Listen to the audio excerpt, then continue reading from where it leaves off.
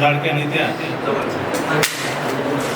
महाराष्ट्राच्या पर्यावरण व पशुसंवर्धन मंत्री आमदार पंकजाताई मुंडे यांच्या वाढदिवसाच्या निमित्ताने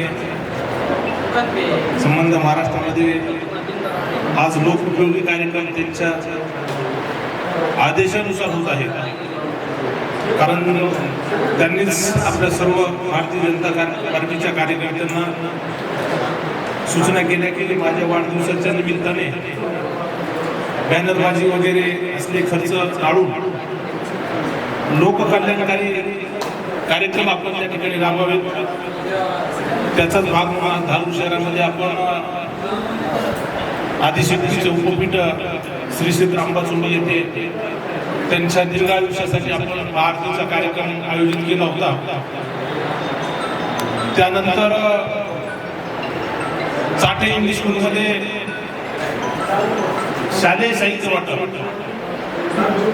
व फळझाडांचं वृक्षारोपण त्या ठिकाणी आपण मोठ्या उत्साहामध्ये मोठा कार्यक्रम त्या ठिकाणी पण पार पडला. आणि आपण आता या ठिकाणी रक्तदान शिबिराचा कार्यक्रम आपण या ठिकाणी आयोजित केलेला आहे. या कार्यक्रमासाठी उपस्थित मंचावर असलेले आमचे मार्गदर्शक मित्र जिल्हा परिषद सदस्य राधासाहेब असतील, नगरसेवक विनायकदादा शिंगारे, तसेच आमचे दुसरे नगरसेवक उदयदादा नेहरकर, बाळासाहेब शिरसाट उपस्थित या ठिकाणी धारूर शहराचे माजी नगराध्यक्ष बाळासाहेब गायकवाड असतील, माजी नगराध्यक्ष बाळासाहेब समकर, माजी नगरसेवक बाळासाहेब सोनटक्के आणि आमच्या तालुक्याचे अध्यक्ष नानोबाजी बडे यांचे मित्र बाळराजे रगड, त्यांनी सुद्धा मागच्या किती तारखेला घेतल्यानंतर 22 तारखेला या ठिकाणी उपस्थित होतो मी आणि आपले प्रदेशचे रामभाऊ कुलकर्णी अतिशय सुंदर असं शालेय साहित्य वाटप आणि आपल्या गाईंना चारा वाटप त्या ठिकाणी कार्यक्रम घेतला. विविध कार्यक्रम जिल्ह्यामध्येच नव्हे तर संबंध महाराष्ट्रामध्ये होत आहे. या कार्यक्रमासाठी उपस्थित ज्यांनी मला नेहमीच कार्यक्रमाची दिशा कशी असावी हे आमचे मार्गदर्शक बाबासाहेब मुंडे, सरपंच शिवाजीराव काळे असतील, या ठिकाणी उपस्थित आमचे निर्भीड पत्रकार आणि भावी नगरसेवक अतुलभैया शिंगारे व्हायचं आपल्याला काही काळजी करायची गरज नाही, गाडी भरपूर लढायचं आपल्याला. या ठिकाणी उपस्थित माझे मित्र उद्योजक दर्शनचे कृष्णवाल असतील, गजानन शेळके, आमचे मामा शिवाजीराव काळे असतील, बाबासाहेब काळे असतील, आमचे मार्गदर्शक राजभाऊजी सुरवकर, उपस्थित माझे सहकारी मित्र उद्योजक तुकाराम शिंगारे असतील, आशोकराव तुलके असतील, या ठिकाणी देवा लोटे, रमेश मोरे, पुष्कर आप्पा, उपस्थित आमचे बँकेचे सर्व कर्मचारी अधिकारी, उपस्थित बाळासाहेब शिंदे, उपस्थित रणजित आमचे रुग्णर आणि भारतीय जनता पार्टीचे आणि ताईसाहेबांना प्रेम करणारे नेते, कार्यकर्ते, मान्यवर मित्रांनो, आज मी सांगितलं की आपण या महाराष्ट्रामध्ये ताईसाहेबांच्या वाढदिवसानिमित्त अनेक कार्यक्रम लोकउपयोगी या ठिकाणी घेत आहेत. त्याचाच भाग म्हणून या ठिकाणी आपण हा कार्यक्रम घेतो ना. आता हा कार्यक्रम या ठिकाणी आपण आयोजित केलेला आहे. रक्तदानाचं महत्त्व आपल्या सगळ्यांना आता कळालेलं आहे. पूर्वी रक्तदान करायचं म्हटलं तर अनेक लोक घाबरायचे. त्याचं कारण पण तसंच होतं, कारण रक्तदान दिल्यानंतर 48 तासामध्ये आपल्या शरीरामध्ये पूर्ववत रक्त तयार होते. हे अनेक लोकांना माहीत नव्हतं आणि त्याची भीती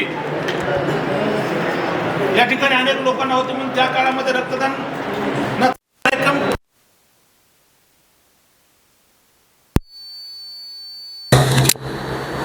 छत्रपती शिवाजी महाराजांची जयंती असेल, डॉक्टर बाबासाहेब आंबेडकरांची जयंती असेल, अण्णाभाऊ साठेंची जयंती असेल, आईच्या मातेची जयंती असेल, महात्मा ज्योतिबा फुले, सावित्रीबाई फुले यांची जयंती असेल, अनेक कार्यक्रमामध्ये मोठ्या महापुरुषांच्या जयंतीनिमित्त आपण त्या ठिकाणी रक्तदानाचा कार्यक्रम घेत असतो. खरं म्हणजे आपण जर 21व्या शतकामध्ये अनेक क्षेत्रामध्ये आपण खूप प्रगती केली मानवानं, परंतु अद्यापपर्यंत आपण अनेक पाहतो वैद्यकीय क्षेत्रामध्ये अनेक प्रगती झाली आहे. खऱ्या अर्थानं मोठमोठ्या जे काही रोग असतात त्याचे सुद्धा उपचार आता फार सुलभ झालेत. पूर्वी आपण पाहतो अटॅक सारखे प्रमाण असतील, कॅन्सर सारखे प्रमाण असतील, आता त्याच्यामध्ये सुद्धा खूप मोठ्या प्रमाणामध्ये प्रगती झाली आणि अनेक रुग्णांचे जीव या ठिकाणी वैद्यकीय विज्ञानाच्या माध्यमातून या ठिकाणी वाचवले जातात. डॉक्टर लोकांचं ते मोठं योगदान आणि उपलब्धी आहे. परंतु अद्यापपर्यंत आपलं विज्ञान एवढं प्रगत नाही झालं आणखी की आपण त्या ठिकाणी रक्त तयार करू शकू राजू शेठ. आणि खऱ्या अर्थानं रक्ताला जातच काय तो धर्म सुद्धा नाही. कुठल्याही जातीचं, कुठल्याही धर्माला आणि कुठल्याही धर्माचं कुठल्याही धर्माला रक्त जमतं, फक्त त्याचा गट एक असला पाहिजे. म्हणून आपल्या ह्या रक्तदानाला अनन्यसाधारण असं महत्व आहे आपल्या जीवनामध्ये. या रक्तदानाच्या माध्यमातून आपण अनेक लोकांचे प्राण त्या ठिकाणी वाचवू शकतो. प्राण शेवटी जीवदान देणं हे परमेश्वराच्या हातात आहे, परंतु अनेक लोकांना त्या ठिकाणी त्यांच्या वेळेमध्ये उपचार मिळत नाही, वेळेमध्ये रक्त उपलब्ध होत नाही. या धावपळीच्या युगामध्ये रस्त्यावर खूप मोठ्या प्रमाणामध्ये ऍक्सिडेंट होतात. त्या ऍक्सिडेंटमध्ये अनेक लोकांना वेळेवर त्यांच्या गटाचं रक्त न मिळाल्यामुळं आपला जीव गमवावा लागतो. परंतु आपण काहीच न मनात भीती बाळगता आपण जर रक्तदान केलं तर निश्चित आपण त्या ठिकाणी प्राण वाचवण्यासाठी आपलं योगदान या ठिकाणी निश्चित राहील. आपल्या या लोकनेत्याचं काम आपण पाहतो, त्याच्याबद्दल आम्ही या शाळेमध्ये सांगितलं की ताईंसाठी आपण या ठिकाणी दीर्घ आयुष्यासाठी महाआरती केली. त्यांना दीर्घ आयुष्य लाभावं. त्यांनी या महाराष्ट्रामध्ये अनेक उंचीवरची पदं भूषवावीत आणि या महाराष्ट्रामध्ये दीनदलित लोकांची, दीनदुबळ्यांची खऱ्या अर्थानं सेवा करण्याची संधी परमेश्वरांना त्यांना दीर्घ आयुष्याच्या माध्यमातून द्यावी. निश्चित आपले नेते एक कर्तृत्ववान नेते आहेत. या महाराष्ट्रामध्ये मुंडे साहेबांना खूप मोठं काम केलं. या महाराष्ट्रामध्ये नव्हे तर देशामध्ये त्यांनी या ठिकाणी नेतृत्व केलं. मुंडे साहेबांना अनेक सर्वसामान्य कुटुंबातल्या पोरांना आमदार खासदार करण्याचं खऱ्या अर्थाने या महाराष्ट्रामध्ये काम केलं. हे तुमच्या आमच्यासाठी कौतुकास्पद आहे. आणि त्यांचाच वसा आणि वारसा आपल्या या दोन बहिणी चालवत आहेत. या जिल्ह्याचा मुंडे साहेबांनंतर खूप मोठा विकास आदरणीयता धोनीताई साहेबांनी, खरं म्हणजे रेल्वेचं स्वप्न अनेक दिवसापासून आपल्या होतं. आता उद्योग क्षेत्रामध्ये भाऊ अनेक अडचणी येतात. खऱ्या अर्थानं जिल्ह्याचा विकास करण्यासाठी पाण्याची व्यवस्था आणि दळणवळणाची व्यवस्था, रेल्वेची व्यवस्था जर मला वाटतं ही जर पूर्णत्वास आपण त्या ठिकाणी गेली तर निश्चित बीड जिल्हा सुद्धा आता ऊसतोड कामगार जिल्हा म्हणून जो नामांकित होता महाराष्ट्रामध्ये, तो ऊसतोड जिल्हा सुद्धा या ठिकाणाहून आता मला वाटतं लेबरची संख्या सुद्धा कमी कमी होत चाललेली आहे. अनेक ग्रामीण भागातले मुलं आता चांगलं शिक्षण घेऊन चांगल्या हुद्द्यावर काम करतात. या जिल्ह्यामध्ये तुकाराम मुंडे सारखा माणूस खऱ्या अर्थानं तो सुद्धा या ठिकाणी ते खूप त्यांचं चांगलं काम आहे. आज महाराष्ट्राला ओळख नाही तर देशाला त्यांना ओळख करून दाखवली. एक जर विषय हाती घेतला तर त्याच्या विषयाच्या माध्यमातून किती मोठ्या लोकांचं कल्याण होऊ शकतं. तर तेच कल्याण नामदार पंकजाताई सुद्धा या ठिकाणी करतायत. नामदार पंकजाताई साहेबांचं सुद्धा काम या महाराष्ट्रामध्ये खूप मोठं आहे. या बीड जिल्ह्यासाठी जवळपास 11 हायवे त्यांनी मंजूर करून घेतले आणि आपल्या दबंग खासदार माजी डॉक्टर प्रीतमताई मुंडे यांनी सुद्धा खऱ्या अर्थानं बीड जिल्ह्याच्या सर्वसामान्य लोकांचं स्वप्न रेल्वेचं त्यांनी पूर्ण केलं. आज अनेक लोक येतात, फोटो सेशन करतात, पण आम्ही सर्वांना ज्ञात आहे. कारण फोटो सेशन कोण करतंय आणि खऱ्या अर्थानं काम कोण करतंय. अनेक वर्ष गेली आपण रेल्वे पाहायचो. अनेक जणांना या ठिकाणी प्रयत्न केले. मी म्हणणार नाही की प्रयत्न केले नाहीत, परंतु खऱ्या अर्थानं ताकदीनं हे काम आपल्या दोन्ही ताईसाहेबांना या ठिकाणी केलेलं आहे. येणाऱ्या काळामध्ये आता मला वाटतं 4-6 महिन्यामध्ये ही पूर्ण रेल्वे बीड ते नगर धावेल. अशा अनेक विकासाचे कामं ताईसाहेबांच्या माध्यमातून या ठिकाणी या बीड जिल्ह्यामध्ये, महाराष्ट्रामध्ये होत आहेत. आपण सर्वजण या ठिकाणी त्यांच्या या वाढदिवसानिमित्त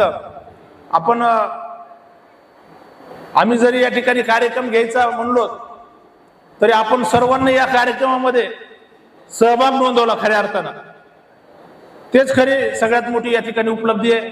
आपण सर्वजण आमच्या विनंतीला मान देऊन आपण सकाळपासून या ठिकाणी उपस्थित आहेत आणि सर्व कार्यक्रमामध्ये आपण मग आता मन की बातचा सुद्धा कार्यक्रम अतिशय सुंदररित्या त्या ठिकाणी पार पडला. तो सुद्धा या ठिकाणी कार्यक्रम होणं फार आवश्यक होतं.